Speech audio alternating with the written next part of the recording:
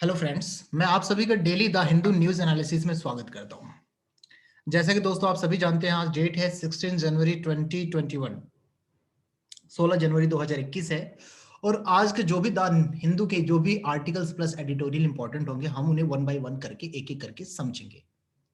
देखिए, चीजें वही मैं आपको बताऊंगा जो आपके लिए इंपॉर्टेंट होगी, जो आपके सिविल सर्विस के पॉइंट एग्जाम के पॉइंट ऑफ व्यू से इंपॉर्टेंट होगा। कोई एक्स्ट्रा चीज एक्स्ट्रा आर्टिकल में लेके नहीं चलूंगा। कई चीजें, कई आर्टिकल ऐसे बार बार रिपीट हो रही है, तो मैं उन आर्टिकल्स को एक आध बार छोड़ भी देता हूं, लेकिन वो आर्टिकल फिर से आपके रनिंग में आ जाते हैं वापस, तो आप किसी चीज की चिंता ना करें। तो आइए आज के सेशन को हम स्टार्ट करते हैं। और पेज नंबर फर्स्ट पर द हिंदू का जो हमारा आर्टिकल है, ठीक है, वो है वर्ल्ड्स के लार्जेस्ट वैक्सीनेशन की प्रोग्राम के रिगार्डिंग।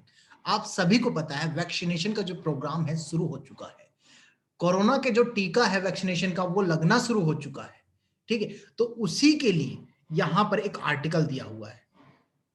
आपको पता है 16 जनवरी जो कि आज से ही शुरू हुआ है, और इसके लिए पीएम जी ने एक PM to launch drive more than 3 lakh to get jab on first day बताया है। कि देखिए, इन्होंने मतलब यानी कि क्या किया है, लॉन्च ड्राइव का मतलब क्या हुआ। लॉन्च ड्राइव का मतलब हुआ इन्होंने एक ऐसी स्कीम की या ऐसे प्रोग्राम की लॉन्चिंग की है जिसके तहत 3 लाख को फर्स्ट डे में ही वैक्सीनेशन लग जाएगा, उन्हें वैक्सीन लग जाएगा।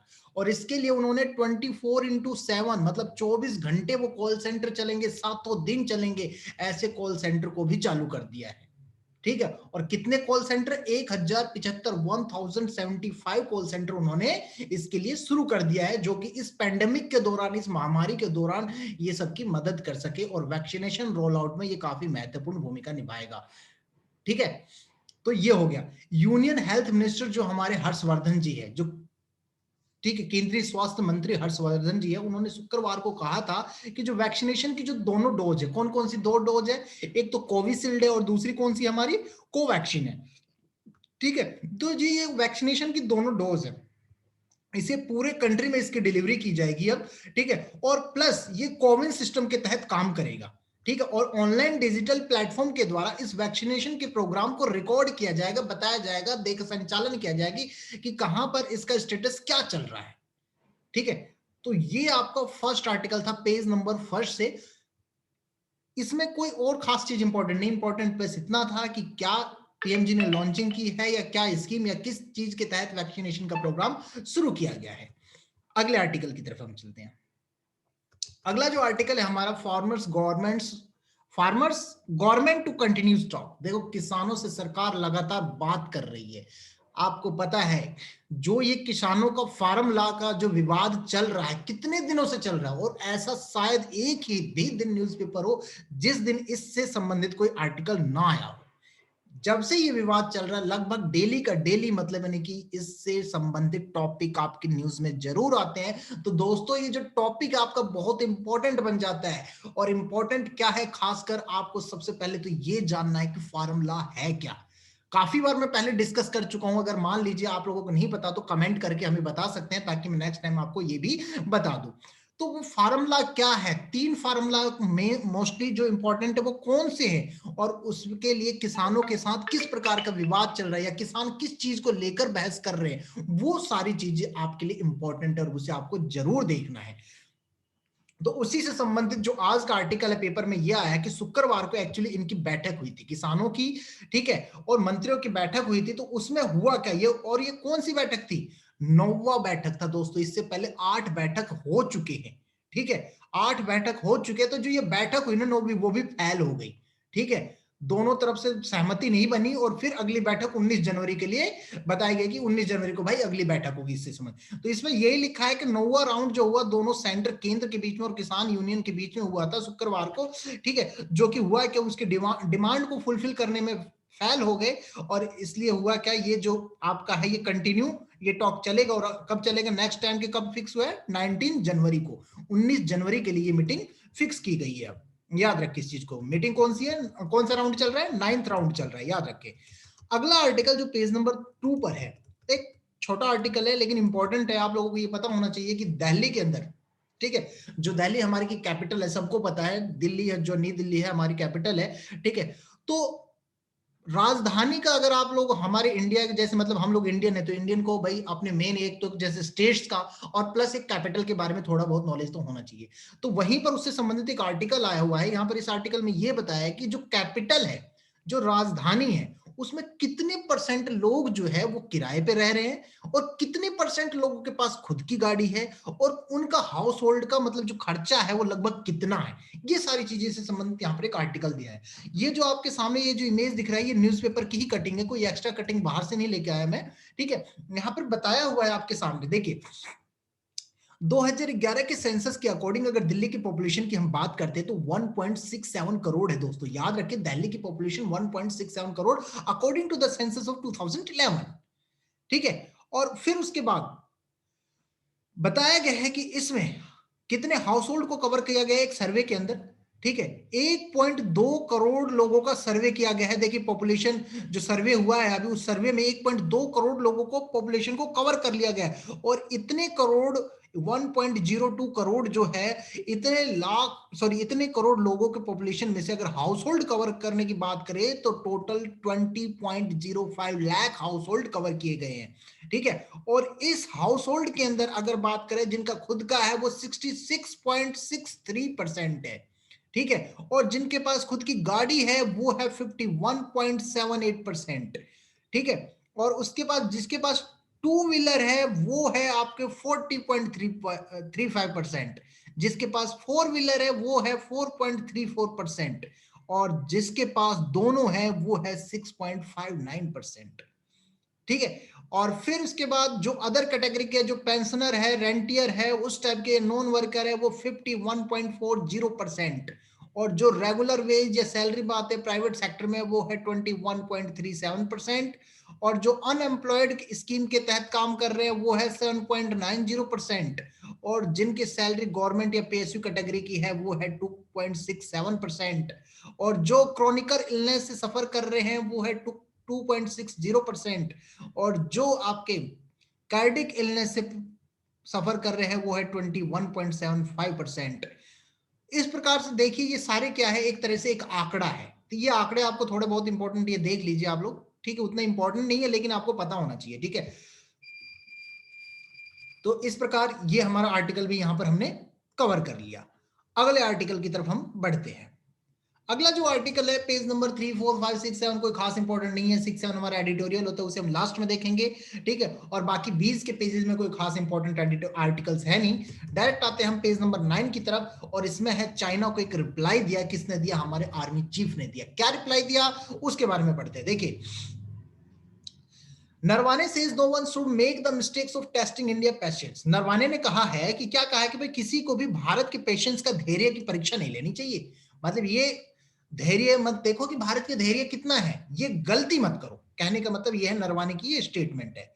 तो इसी से संबंधित हमारे यहाँ पर एक आर्टिकल आया हुआ है, और आर्टिकल में क्या बताया गया है कि जो आपकी यूनिलेटरल कॉन्स्पायरेसी है, ठीक है, by China to change the status quo along the line of actual control. मतलब वो हरदम क्या करता है, एलएसी को बदलने की, नियंत्रण रेखा जो उसे बदलने की कोशिश करता है, सोचता है एलएसी पे कब्जा कर ले, ठीक है, ठीक है। तो कई बार वो मतलब ये भूल जाता है कि भाई भारत क्या है, ठीक है। तो यहां पर सीधी सी बात ये वो सोचता है कि भारत मतलब यानी कि चुपचाप बैठा है, कुछ नहीं कर सकता। नहीं, ये उसकी गलत फहमी है। हम धैर्यवान है, हमने काफी धैर्य रख रखा है। जिस दिन हमने अपना धैर्य खो दिया तो उस दिन उन लोगों के लिए खतरा हो जाएगा। तो यहाँ पर यही बताया गया है कि भाई हमारे धैर्य को मतलब कम मत समझो, ठीक है। ये कम समझना तुम्हारी गलती है, ऐसी गलती मत करो। ये किसने कहा है? हमारे चीफ आर्मी स्टाफ जो कि जनरल मनोज नरवाने जी, ठीक है। शुक्रवार को इन्होंने एक स्टेटमेंट में बताया है, याद रखें इस चीज को। और इसी में इन्होंने ये भी, और इसके लिए इन्होंने क्या किया अपनी सेना के देखिए हुआ क्या है आपको पता है। पिछले साल में जैसे पूर्वी लद्दाख में जो हमारी LAC है, ठीक है, उसके लिए मतलब चाइना ने काफी कोशिश की, कभी कब्जा करने की, कभी कुछ डेली न्यूज आर्टिकल्स आ ही रहे थे, ठीक है। और 2020 तो दोस्तों ऐसा है जहां पर मतलब लगभग डेली न्यूज़पेपर आर्टिकल्स के अंदर हम लोग यही देखते थे, चीन को लेकर कुछ ना कुछ बात होती रहती थी। तो वहीं पर उसी से संबंधित हमारे जो आर्मी स्टाफ के जनरल है मनोज नरवणे, उन्होंने कहा कि भाई ये हमारे धैर्य का परीक्षा मत लो। ये परीक्षा लेने की गलती हमारे मतलब मत करो कि हमारे धैर्य की परीक्षा ले लो, ऐसी गलती मत करना।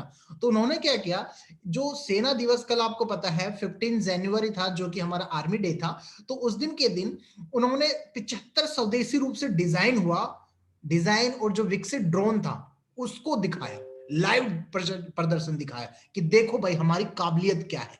तो इस प्रकार से किस लिए, ताकि उन्हें पता लगे कि हम जो है चुप वो हमारी मतलब यानी कि कमी नहीं है, हमारे धैर्य की परीक्षा लेना, ऐसी गलती मत करो। तो मेन चीज यहाँ पर यही है, ठीक है। तो इस आर्टिकल को भी मैंने आपको क्लियर करने की पूरी कोशिश की है। आइए चलते हैं हम अपने अगले आर्टिकल की तरफ। अगला जो आर्टिकल है हमारा पेज नंबर 10 पर है, बहुत इंपॉर्टेंट आर्टिकल है दोस्तों, बहुत इंपॉर्टेंट है। नेपाल ने क्या किया है, काला पानी बाउंड्री का जो इश्यू है ना, मुद्दा है, वो वापस भारत के साथ शुरू कर दिया है, वापस उस मुद्दे को उठा लिया है। तो उसी मुद्दे से संबंधित यहां पर बात कही जा रही है।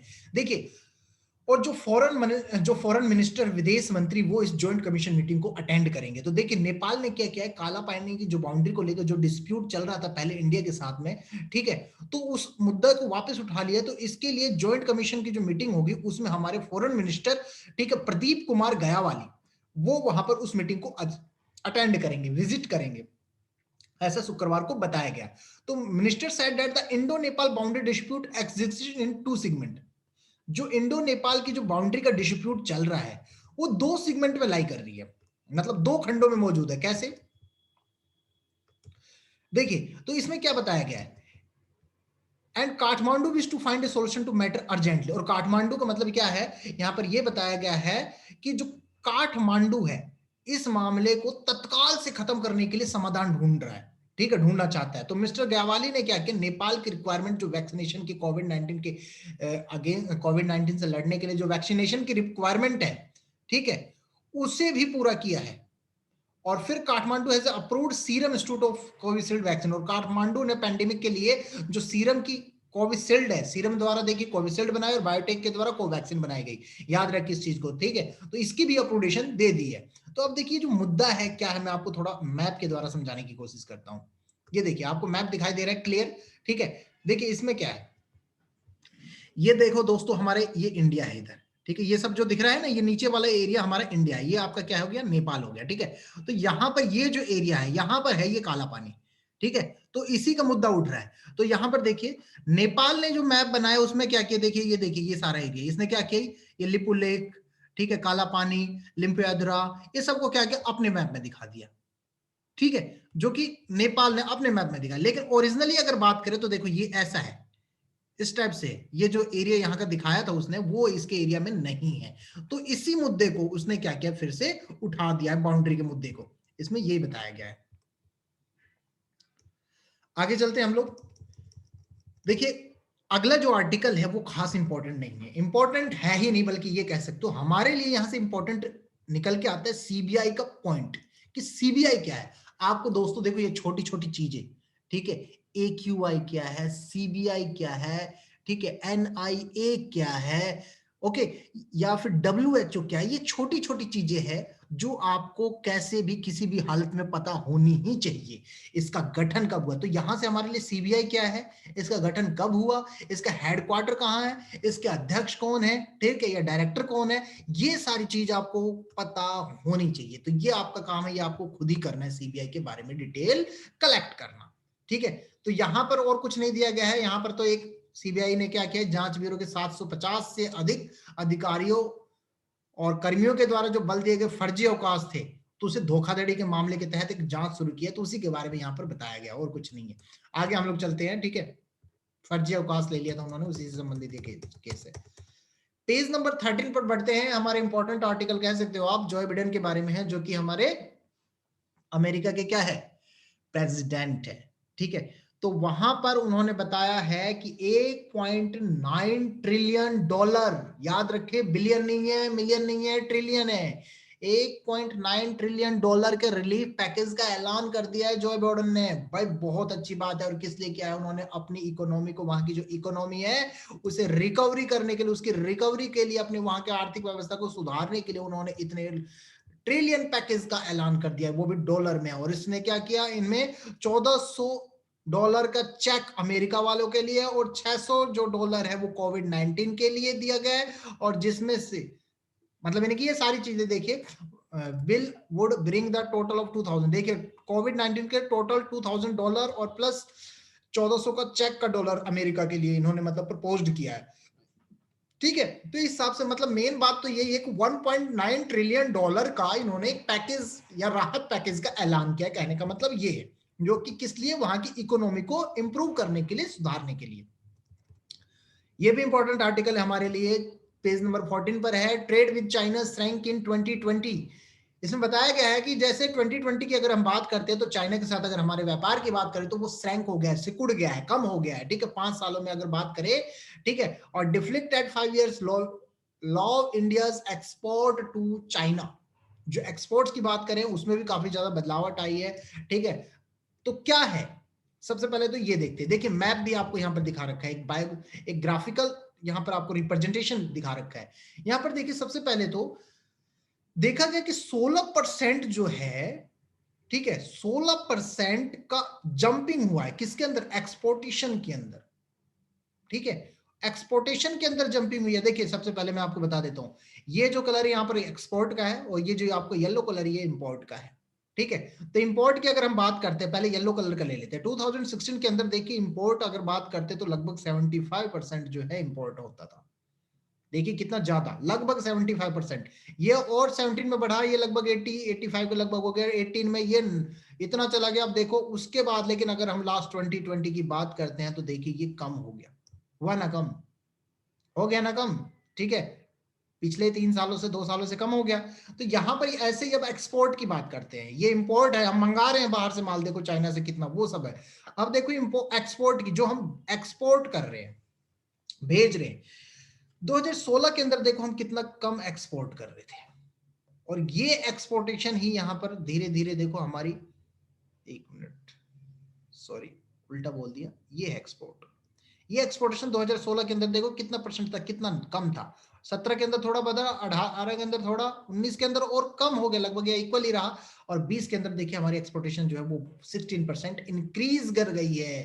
ठीक है, और कितना, 20.86 बिलियन डॉलर की इंक्रीज कर गई है। तो ये हमारे लिए बहुत अच्छी बात है। क्यों? क्योंकि हमने क्या कर दिया है, विदेशी को कम और स्वदेशी पे ज्यादा जोर देना शुरू कर दिया है। इसलिए जरूरत है, इसलिए हम नहीं छोड़ सकते। वैसे तो आपको पता है कुछ दिनों में पहले हमने इंडिया के कुछ एप्स को भी बैन किया था। ठीक है, तो ऐसे ये सारी चीजें यहाँ पर बढ़ाव उतार चढ़ाव तो बना रहता है।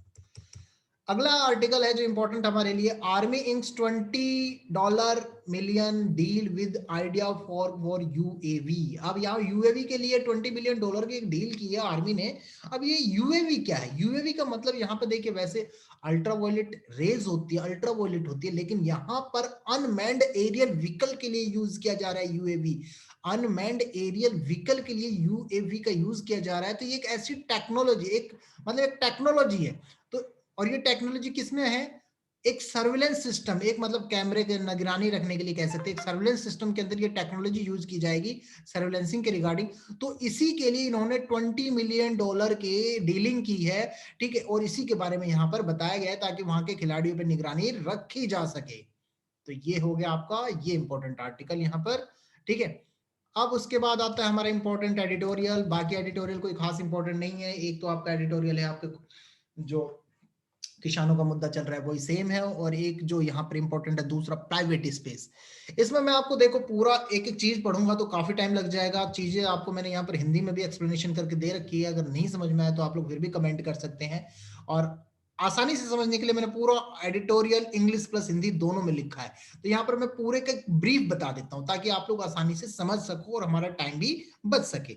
देखिए इस पूरे एडिटोरियल में क्या बताया गया है, एक्चुअली जो इलाहाबाद हाई कोर्ट है, ठीक है, उसके स्पेशल मैरिज एक्ट 1954 के तहत उसने क्या किया है अब, कि कोई भी मतलब यानी कि जो इंटर, आपको बात कर दो इंटरफेथ कपल, पहले इंटरफेथ कपल होते कौन से हैं, मतलब अलग अलग धर्मों के जोड़ी।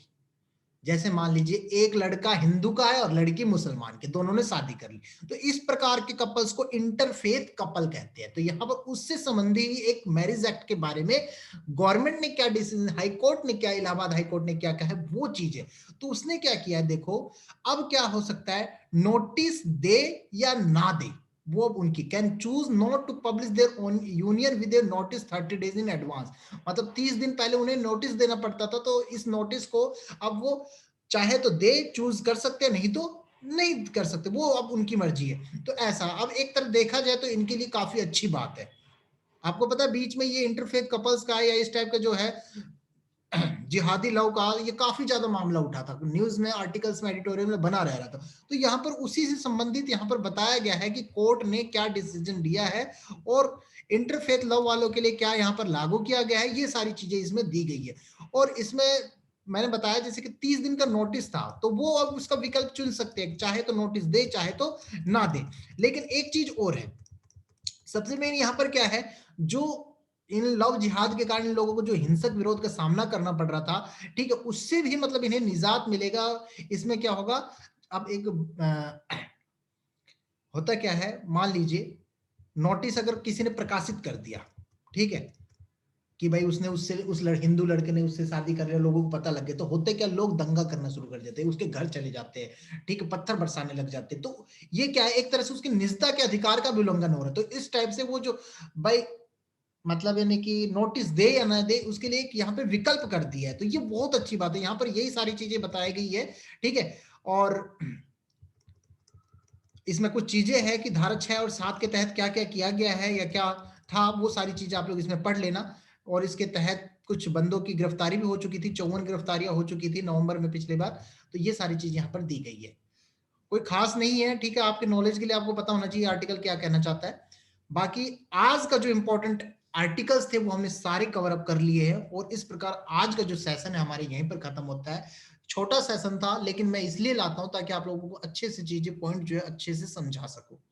इसी के साथ मैं आज के सेशन को यहाँ पर एंड करूंगा, लेकिन एंड करने से पहले आप सभी को एक चीज और करना चाहूंगा कि अगर किसी भी प्रकार का आप लोगों को मान लो कमी लगे या कुछ भी कोई सजेशन देना हो, तो आप यहाँ पर हमारी वेबसाइट पर विजिट करके भी जा सकते हैं, या फिर हमारे यूट्यूब के चैनल पर भी आप हमें सब्सक्राइब करके वहां पे कमेंट कर सकते हैं, या फिर हमें दिए हुए नंबरों पर संपर्क कर सकते हैं, और किसी प्रकार के सुझाव के लिए हम आपका हरदम स्वागत करते हैं। इसी के साथ आज का हमारा सेशन एंड हुआ। आप सभी का बहुत बहुत धन्यवाद इस वीडियो को देखने के लिए। कृपया चैनल को सब्सक्राइब करना बिल्कुल ना भूले। जय हिंद।